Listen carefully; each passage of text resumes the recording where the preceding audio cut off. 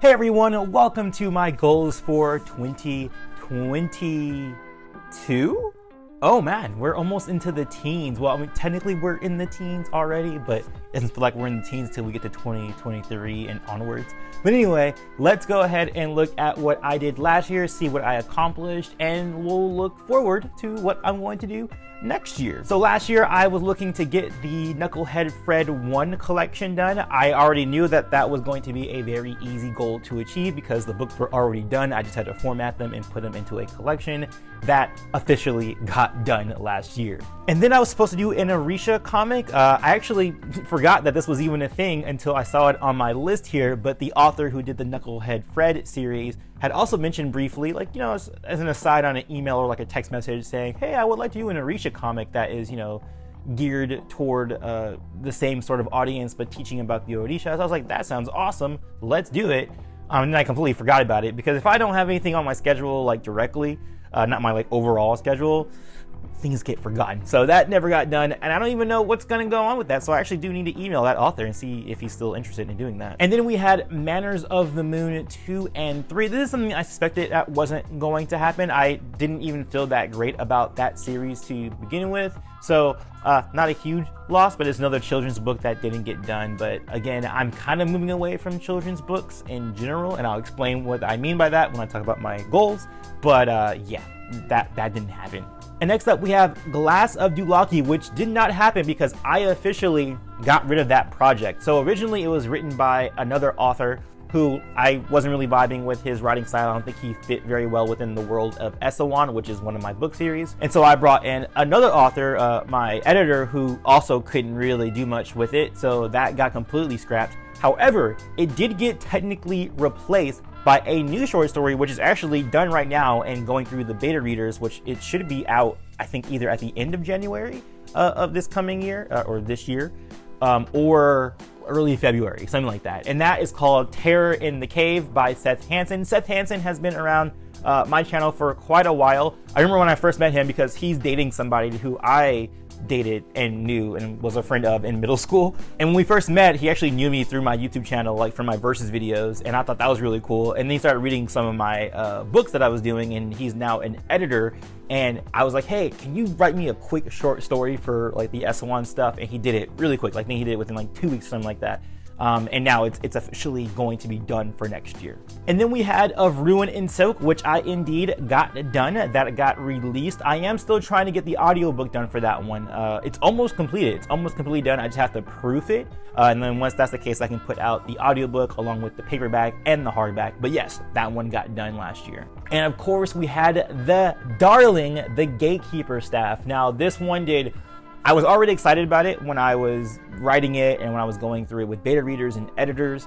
And when it released, it was such a good response. I can even say, I can't really speak on it, but let me just say that there's some cool stuff that's happening with it behind the scenes right now in terms of it being converted into something else. If you guys catch my drift, I don't know if I'm allowed to say this or not because I don't really have an NDA necessarily, but things are happening in the TJ Young and New Orishas world. So much so that I'm actually going to be expanding it out to an author collective in which we're all going to be talking about different kinds of mythologies from different folklore, different cultures. So we have a Celtic one that's going to be coming out in that author collective. We have 2 Mesoamerican ones. We got some Norse in there.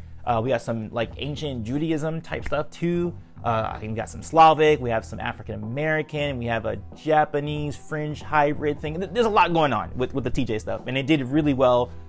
Really big shout out though to Black Witch Yaya, who did a review for my book that single-handedly like pushed my book sales for like the last 3 months. I'm not even kidding about that. Like the last 3 months, almost the last 3 months, I think. Has it really been 3 months already? Maybe the last 2 months, but in any case, it's doing well. I just have to do a better job of finding like the right market for it, because when the readers do find the book, they really, really enjoy it. I'd have to just do better at marketing.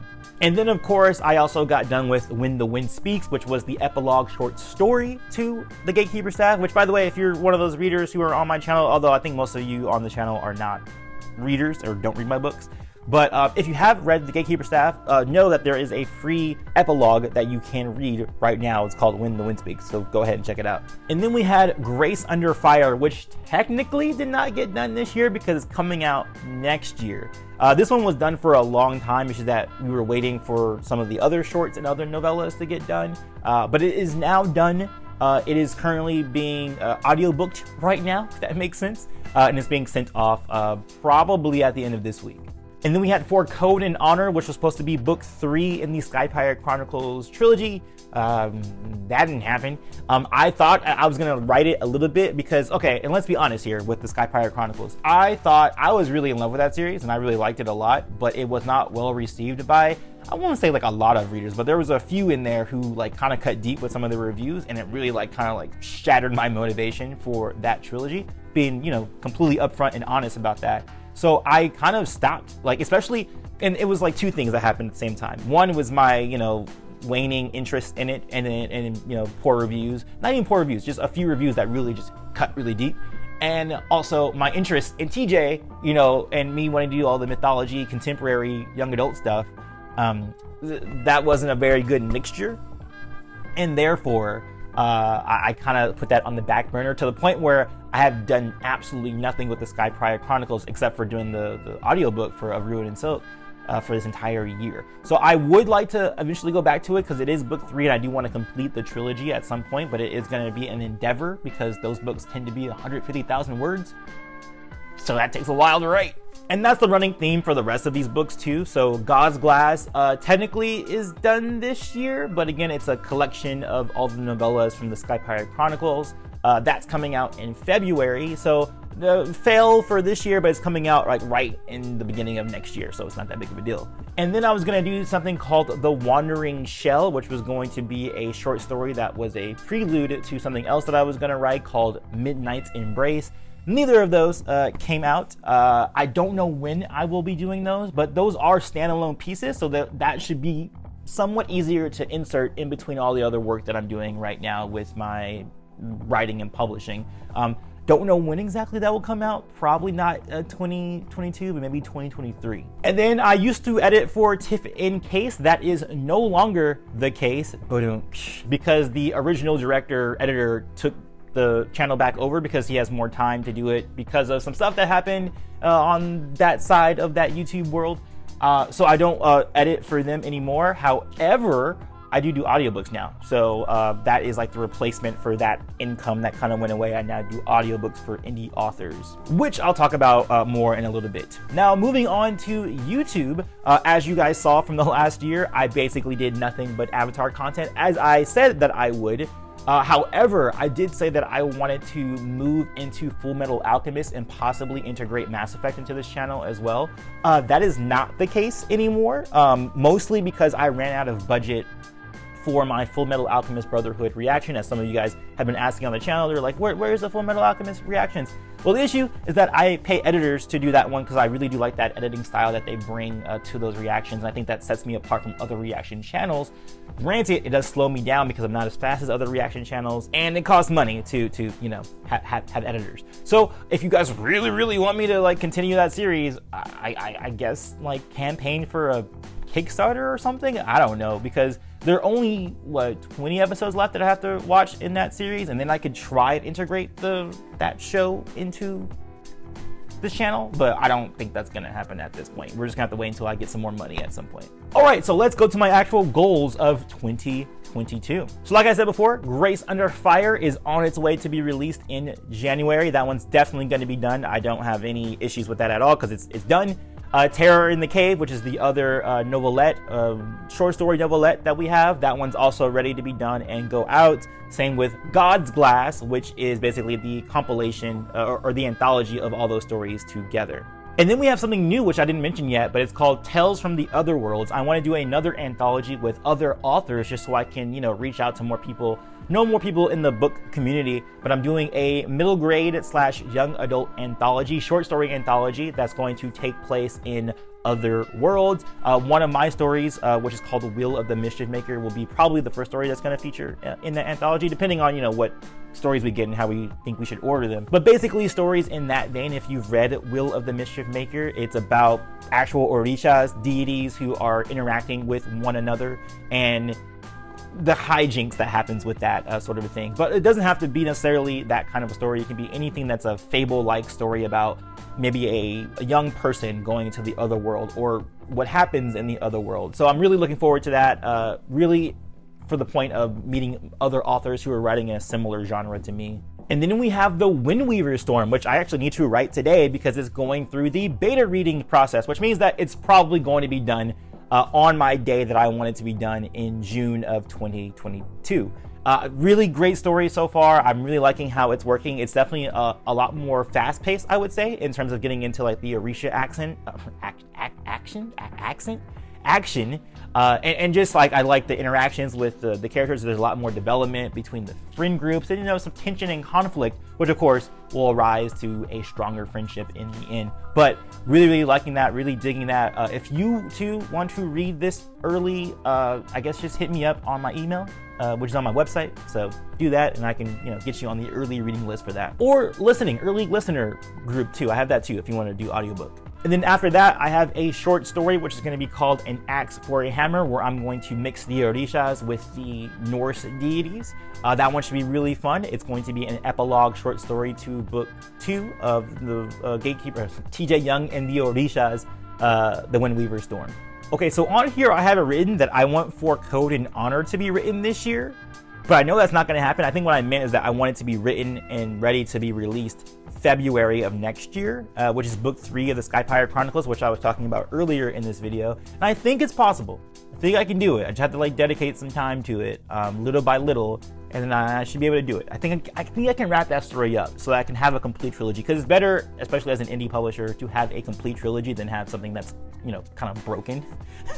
I mean, that makes sense for anybody, right? But it's really important to have a trilogy done. And then my goal for audiobooks this month. So if you don't know, I do audiobooks for indie authors. That's actually my main income right now, I actually would say. I didn't mention this anytime in the video, but with my Avatar videos, I got some of my videos taken down. My Minute Straights video, which we're doing really well, got taken down on copyright claims, which I kind of agree with. I was actually surprised that I was allowed to put those up to begin with, but I was doing it for a year and a half, and there was no issue except for one day. Just one day, all of a sudden, all of them just got tagged, literally every single one of them. I got a huge email stream. So I have to replace that income with something, and audiobooks has been doing that for me. So my goal going forward is to have at least 150,000 words per month of story to have edited to maintain a pretty solid, unless something cool happens with YouTube, or YouTube blows up again or something, or I find a new series that blows up, because I'm kind of starting back from fresh newness. I could spend this time talking about YouTube and how that works, and or how my mentality of rejigging and the things I did wrong on YouTube that put me in the position that I am in now, and that I didn't really cultivate my community, and I was kind of I'll just put out whatever and see what sticks. And now I'm trying to be a little bit more intentional with it, which I think that segues into my next bit, which is talking about, let me see, does my note say am I talking about it? Yeah, talking about Avatar. So yes, Avatar will be the dominant piece of content on this channel for the next year. I am trying to commit myself to 3 Avatar videos per week. One of them I always want to make sure is a collaboration. Another I would like to be a versus series, and then another to be a theory discussion video. We'll see if that works. I don't know.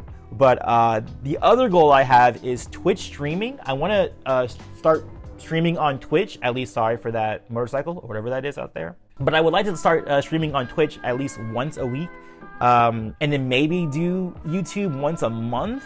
But I don't know. Actually, that's a question I have for you guys in the chat here, and I might ask on the community page as well. Do you guys prefer if I stream here on YouTube or if I do it on Twitch? Because anytime I do it here on YouTube, I end up losing subscribers and I have very low view counts. But the interaction with the chat is actually really nice, and that's why I like doing the live streams, because I could do that. But then I can see how someone who might be new to the channel is like, well, he makes Avatar content. Why is he playing Persona 5? Why is he playing Until Dawn? What's this freaking Spider-Man thing here? I didn't sign up for this. So I can't understand the confusion there. So I don't know if maybe I should be continue streaming on YouTube, or go to Twitch, or maybe do like a hybrid, both, or just make an entirely new YouTube channel that's just for gaming, which I've done in the past. I don't know, but let me know what you guys, I want to hear from you guys in the stream. And also that actually segues into the last question I have here, which is, what do you want to see more content of on this channel? How do you want me to operate on this channel going forward? I'm trying to be a little bit better of listening to you guys, and also just looking at what's going on YouTube overall, like what trends are happening, what videos are successful. And I'm really going to be trying to hone in on that. So let me know in the comments. Like, that's like the main takeaway, main thing I want you guys to drop in the comments below. Obviously, like I said, within the confines of Avatar, because that's the main thing I'm going to be giving out, what kinds of videos do you want to see more of on the channel, so I can produce that content, and then we can have like a nice circular relationship of creator enjoyment, or creator producing content and then enjoyment on the viewer's part, and then back and forth. But anyway, that is it. I'll see you guys on my next goals video. Thank you so much for being here on the channel and watching this entire video of me just rambling away. But I'll see you guys on the next one. Peace, love, and remember, may the force be with you. Be water, my friends. Although, you know what? Hey, no, we can't do all the other sayings that we used to do. Now it's just be water, my friends. So be water, my friends.